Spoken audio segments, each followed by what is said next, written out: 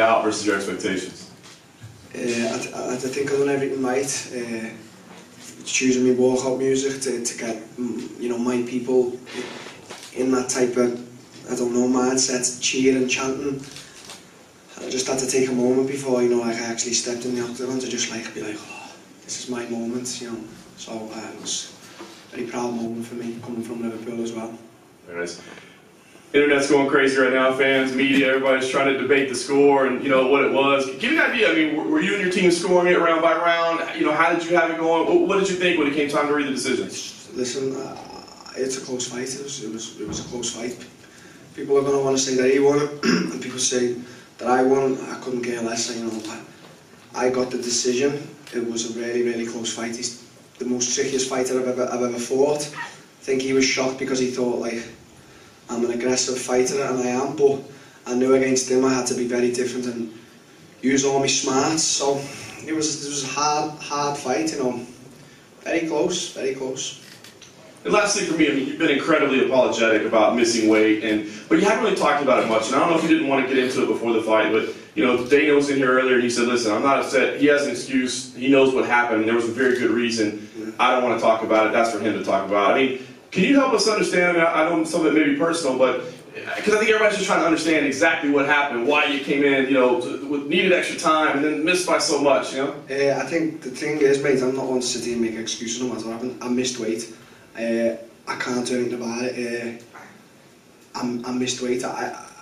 The night of having to cut weight, I had some problems to attend to whilst cutting weight, so I attended to them. But listen, there's no fucking excuse for missing weight. I missed weight, and it is what it is. I know people are going to want to throw around now like, oh, you know, he still took it was 3 fucking pounds. We're fighting here, it was 3 pounds. And listen, I'm not trying to like make out that I'm the good person, but it was 3 pounds. Stephen was going to take the fight no matter what. 3 pounds, no, it's his coaches and management to then look after him as best, and that's what they done. They made me weigh in it, you know, the day very light, and they took 30%, and that's what comes with not making weight. I never made weight, no excuses. Do you know what I mean? But it's not like it changed anything in the fight. 3 pounds wouldn't change nothing. It doesn't matter. If I'd made weight, no one would have said anything. But I didn't make weight, and I'm truly embarrassed by it. There's no excuses. I didn't make weight. Darren, you said in the cage after the fight that you didn't necessarily deserve a title shot next. How far away do you think you are now? I couldn't care less, mate. I think Stephen deserves I go with the interim more than I do myself. I know, you know, I've just beat him in a close fight, but give it to Stephen. He made weight, and he's still number 1 and beat some more guys than me. So give it to him. Listen, mate, I'm a realist. I'm not going to sit here and bullshit anyone. I'm never going to bullshit myself. I'm certainly not going to bullshit you. So give it to Stephen. I'm just going to go and train, you know. I'm going to go on the air this week, and then I'm going to train Monday. You changed up your walkout music. Yeah. It worked. Of course. Is that, if you found something that you're going to stick with now, and what was the thought process behind changing it? No, I might not change it. I don't know. I'm not like a superstitious guy. I don't think, oh, I have to have the same. Like, I know some fights think everything has to be the same, but I just knew for that type of crowd, that type of tune would work, and I know that all you guys seen it here. I don't think scenes like that have only been seen before in Dublin, I suppose. So, you know, I looked over at one point in the day and had a big smile on his face. So I feel like I was very intelligent with my walkout music, and I wanted to have a good moment. It's never been to Liverpool, so. Dana says he's taking you to Vegas next. Well, we'll see. I want to bring it to Anfield. So, why? America's amazing. I've never fought there. The pay-per-views, and then we all know Las Vegas and Madison Square Garden. But why can't I be the guy to bring the UFC to an arena, a stadium, here in England, here in Liverpool? Why can't I do that? Why? Who's telling me I can't? Do you know what I mean? It doesn't matter who you are. I'll say fuck you, and I don't care. To me, I want a stadium event to happen, a pay-per-view at Anfield. I've had the dream of the Echo. That's been done now. Now it's Anfield. So, you know, Dana's the boss, but manifestation, that's what it's all about. Darren, congratulations on a very composed performance after a difficult couple of days. Just going back over that point that Simon mentioned there about Dana, he categorically said you're going to America next. Yeah. He's just been in here. We've seen great occasions though when British fighters have gone to Vegas, and there is clearly about 10,000 people that would travel over there with you, and it goes down in history in America, and it's strange to hear you say you are going to refuse it from them. No, I'm not going to refuse it. If Dana says, Darren, you're fighting in Vegas, I say, okay, but I'll try and convince him. I'll say, listen, you know, believe in me as I believe in myself, and yeah, 10,000 might travel over there, but 65,000 will fill Anfield, you know, in the ground and sitting and seats, maybe more, so I know I can fill that shit out, trust me. Is the title shot not the one in Enfield, though? Maybe, but listen, I'm not going to sit here and say, for starters, I missed weight, so I don't feel like I deserve a title shot. Anyway, I missed weight, so there you go, right away, I don't deserve the next shot at the title. Still feel that Stephen probably deserves it, maybe. Whoever wins out of the interim, maybe Stephen or Usman, they deserve it more. I've just said this, I'm a fucking realist, and I'll always stay this way. I still want to beat them all in the division. You know, when I come back, I want to put that weight thing behind me. And it is what it is, but I'll try and speak to Dane, I'll convince him as best as I can, you know, with me nice little Scouse charm, and see where it goes. Final one from me, in the last kind of 24, 48 hours, could you just say a few words about Mr. Cabon, Colin Heron, what he's done for you to keep everything together? Colin doesn't say much. Colin doesn't have to keep anything together. Colin just says little pieces and little words of wisdom, and it just motivates you and keeps you positive. He's a phenomenal man. Without Colin, none of this happens, you know what I mean? And Colin is the main fucking man. Thank you. Where is he? I come. Darren, you mentioned how you thought that Stephen would anticipate that you'd come out the aggressor in the fight. I'm fucking roasting him. It's alright, it's alright. Fat belly, didn't make weight.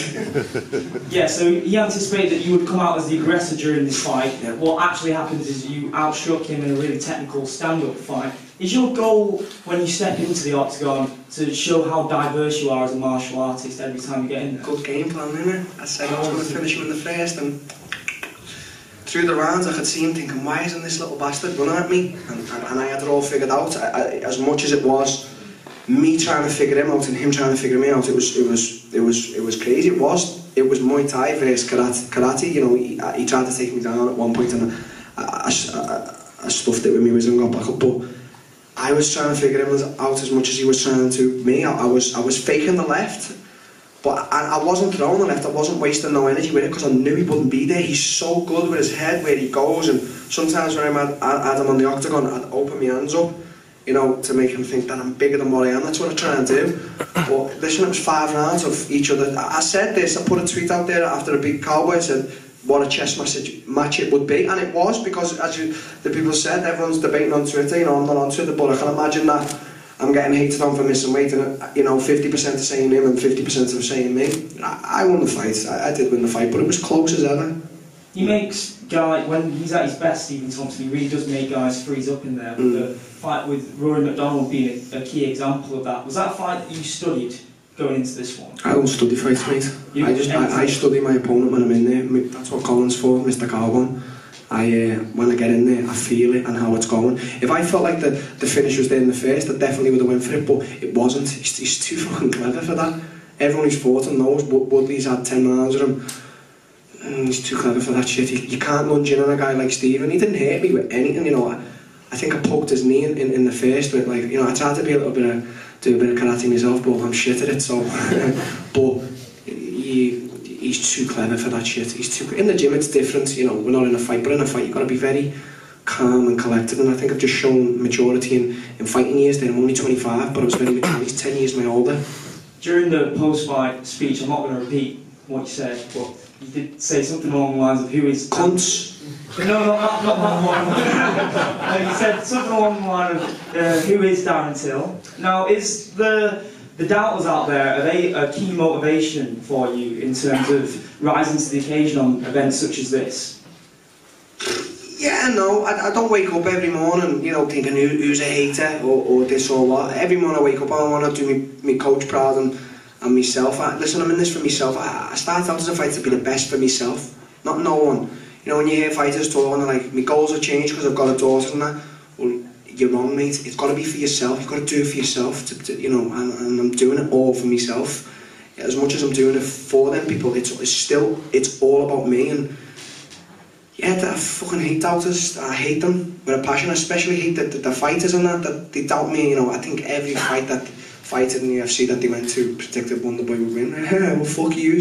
Well, now, yeah, it was a close fight, but I still showed me worth.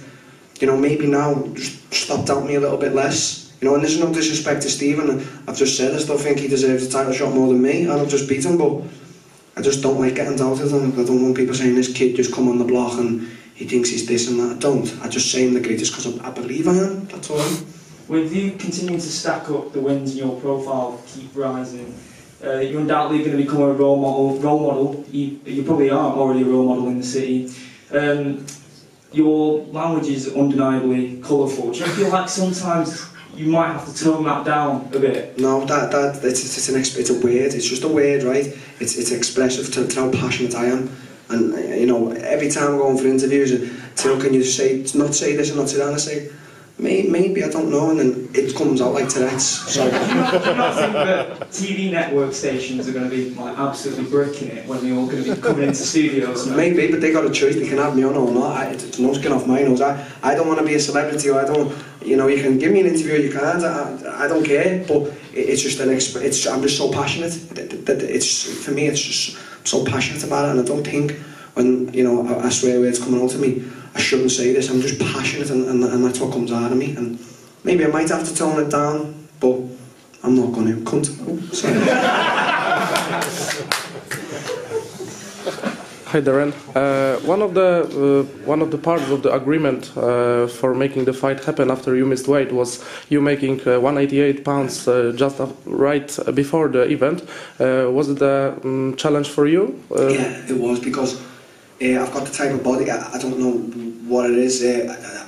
As soon as I missed weight, I started hydrating again, and my weight just shot right back up. I went back to, I think in kilos I went to 88, and I had to weigh in at 85.2.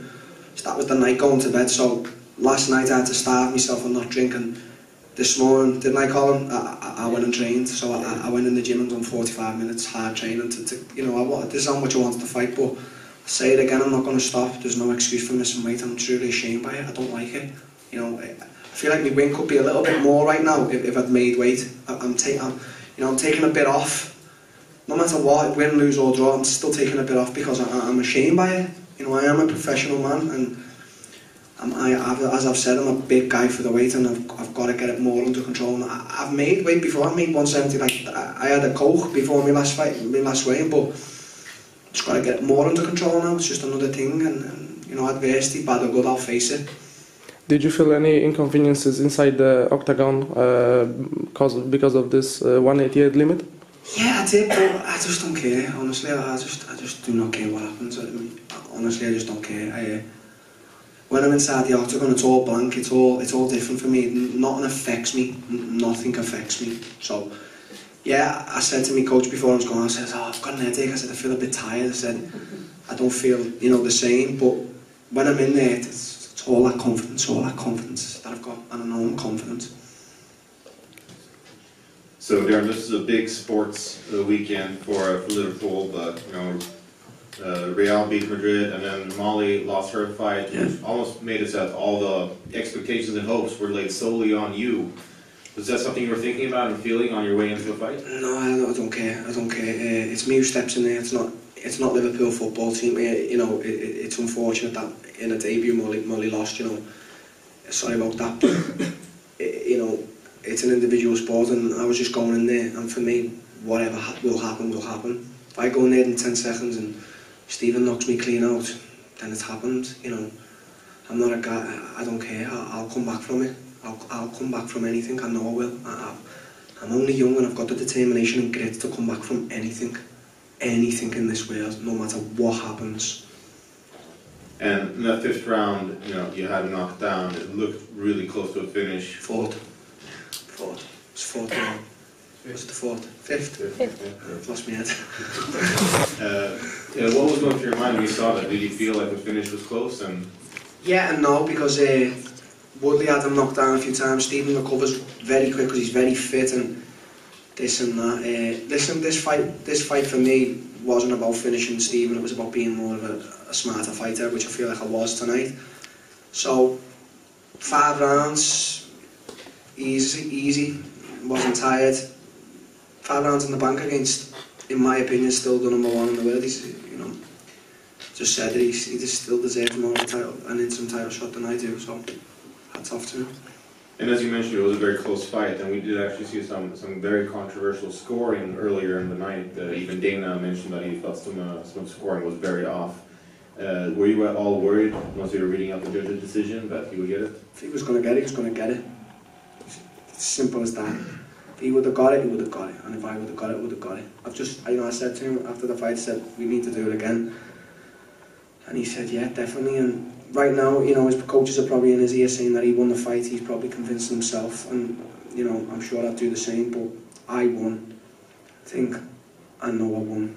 I think I did edge it. Just on how I moved around the octagon, I cut him off. Anything he did throw, it was nullified. It wasn't hitting me, it was defended. So I think it was a close fight, but I do think I won.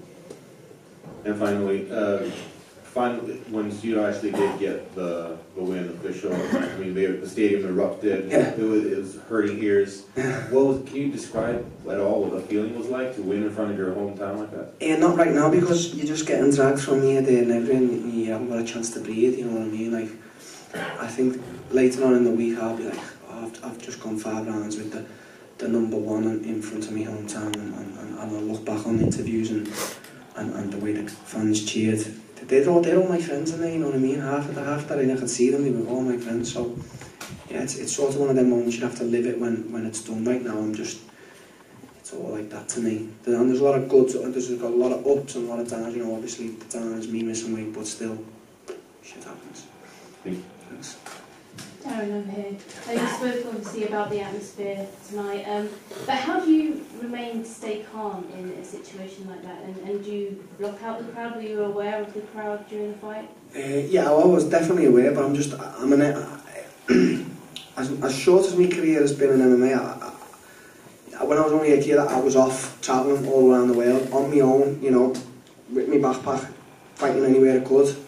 I fought in Malaysia, fought in Canada, Thailand, so many places, you know. So I'm just a calm, collected fighter. I like nerves. I don't have to get myself angry or anything, because that's not my way to fight. You know, I know some fighters, for example, so we say Diego Sanchez has to get really angry before a fight. For me, no, it's just all about being calm and being the more intelligent fighter. And, you know, Stephen is so intelligent, and tonight I outsmarted him. I did. And Dana said that he obviously wants to take you to Vegas, but ideally, when would you like to get back in there next? I haven't got any injuries. I think I broke my toe. I don't know it. I can't really feel it. So, but I don't know.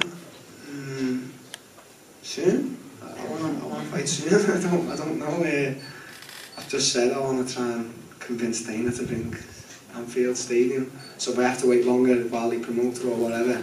You know, because I'm saying while he promoted, I'm already manifesting this shit. It's already happening in my eyes, you know what I mean? Like, I don't know, August, September, Darren Till versus someone else, Anfield Stadium. I can already see it happening. That's the key to it, manifestation. Darren, you alright? Yes, brother. You alright, man? Obviously, this was one of the craziest fight weeks I imagined for you. Can you kind of, I don't know, give us an idea of how difficult it was, and was there ever any time you were mentally in a state where this might not happen? Maybe when I missed weight and then they were talking about me weighing 188, I was like, that's hard. Not that I'm a guy who goes crazy, because I, we eat a lot, hydrate a lot. It's just 188 from 173. It's not a lot of weight. So yeah, I was worried, and then I just thought, I have to train this morning and make that next. I didn't make the first time, I made the second time at 188. So yeah, I was a bit worried at that, but as I said, it's adversity, good or bad, I'll face it. And right now, probably more people are hating on me than liking me. I bet you a lot of fighters are jumping on that bandwagon to hate on me, and that just shows their weakness in my eyes. You know what I mean? It is a part of the fighters have missed weight. Just recently, I think Kevin Lee missed weight, and Do you know what I mean? It does happen. I'm truly embarrassed by it. But what can you do, mate? It might be a little difficult for you now just after this win, but I mean, you've had so much time in the spotlight ever since October. Would you like a bit of peace now? Would you like people to perhaps, just give you a few months to deal with it? No, mate, I get peace when I want peace. I'm not an out there guy. I know I get a lot of attention and the spotlight is on me in English MMA, should we say, but it's not like a thing that I'll have to say, oh, I'm tired of interviews, or I'm tired of this, or I'm tired of that. I'm not tired of any of it. My mental state gets me through anything. It's going to be I'm 25, I've got 10 years left. It's going to be a long 10 years, and then maybe I will sit back. I don't ever want to sit here and cry because I've done 100 interviews or I've took 5,000 photos. I want to be able to stay strong and do it all. Just lastly, obviously you manifested this night, as you said plenty of times. You said you were going to bring the UFC to Liverpool. When you were kind of standing in the octagon tonight, was it everything you thought it was going to be? At that point, I wasn't really thinking about the fight. I was like, oh my God, I'm inside here, my nerves have gone. I was like, oh, I just need to look around and enjoy this. And then he was coming out and I was like, okay, right, let's fight. But I've just never seen anything like that. The guy from the Echoes just texted me and he's like, Darren, we've never seen anything like that in our lives, do you know what I mean? So, it's good, mate, it really is good. I'm truly, it's made me emotional. I might start crying. Don't worry, mate. Darren, you just beat the #1 contender in the world, and there's no way with the things that have gone on that you can honestly say that you were 100% there 100% of the time for the last 4 days. So you've beat the #1 contender, arguably not at your very best. Maybe my question is more for the coach than for you, but just how much better can you get? Because the potential seems limitless. My coach did say that. He said, look what you've just done. Didn't you call on against the #1 and you weren't at your best? But as much as my coach said that to me, I've just said it. There's never an excuse. It doesn't matter if you get your worst or your best.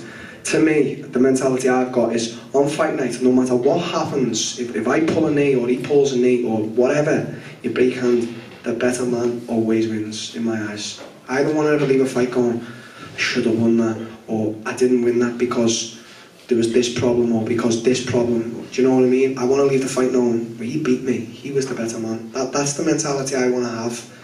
That excuse bullshit don't work with me. I fucking hate it. I hate excuses. And that's not me. So tonight I was the better man. Next time he could knock me out, he will be the better man. Yeah, this week I've had a few problems here and there, but nothing's happened. It hasn't changed anything in the fight. It was Darren Till versus Stephen Thompson in there. So you never know. He could be going through things that he hasn't even mentioned about.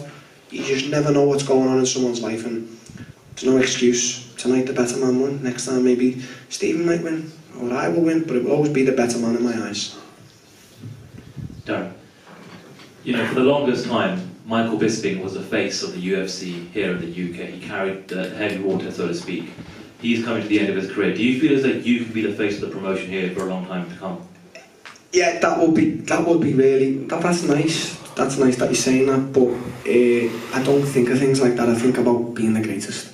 That's what I think about. If I'm walking on the street or if people are talking on social media, Darren Till is the face of British MMA, it's nice. I'm only 25, it's nice to have them kind of words thrown at you, but I don't want to see it like that. I want to just, it's different how I want it to be, because they're saying, Bisping is the face of MMA, and what he done was phenomenal. I hope he still has a few more fights, but it's not just one man, do you know what I mean? It's as much as in Ireland, they say it's just Conor, it's not just him, there's other fighters, and in America there's others, so I don't ever want to just be like, oh, I'm the face of British MMA, but I think that's just a bit too, I think you're getting a bit too big for your boots. Not that Bisping's ever said it, nor will I ever say it. I just think, if you can inspire a few kids or whatever, because they're looking up to you because you're maybe the most well-known, that's good, but I don't ever say, I'm the face of British MMA, because there's so many other fighters, we're all fighters, we're all the face. Maybe just some of us get a little bit more of the spotlight, as you said, than others, do you know what I mean? So that's how I like to see them type of things. And just one more from me. Did this whole event, the experience, kind of play out how you had envisioned it, or did it almost exceed your expectations? I think tonight, our Pick Me walkout, it exceeded it. yeah, as I say, there's a downer on it, missing weight, but apart from that, tonight's fight night, and yeah, I just was looking on the screen at everyone walking out, and they were getting cheers, and I was thinking, what's it going to be like when I walk out? And then me tuned the right time I walked out, and then I just seen flashlights, and I seen Scousers. It was just incredible, and they were screaming and chanting, and all the way through the fight I heard Darren Till chants. You know, that's what you get at a football match. You get a football match, they chant this, you know, Steven Gerrard, but they were chanting Darren Till. It's crazy, honest to God, it's unbelievable. Me, please. Darren, just over here. Yeah. Wonderboy mentioned before that in the first round you did tweak his knee from when you were a little oblique kick. Yeah. Was that one of the plans going forward? Did you get a sense of that? No, I don't. I only plan on in the fight. I only feel what I'm feeling, and I threw that. You know, just to throw him off a bit. I wanted to be a little bit bouncy myself because he's very bouncy. He's so fit for 5 rounds. Just bounce around like that. It's just so good. You know what I mean? But yeah, he did tweak his knee a bit, and I seen it. I thought, hang on, you know, I'll go for that a bit, but he was onto it. He changed the stance. He's very good at changing it. Listen, I could be a mathematician right now and talk about both of our styles. I can really get into it, but he's so clever. He was able to change his stance, and every time he knew I was going to go for it, he could see it in my eyes, and I could see it.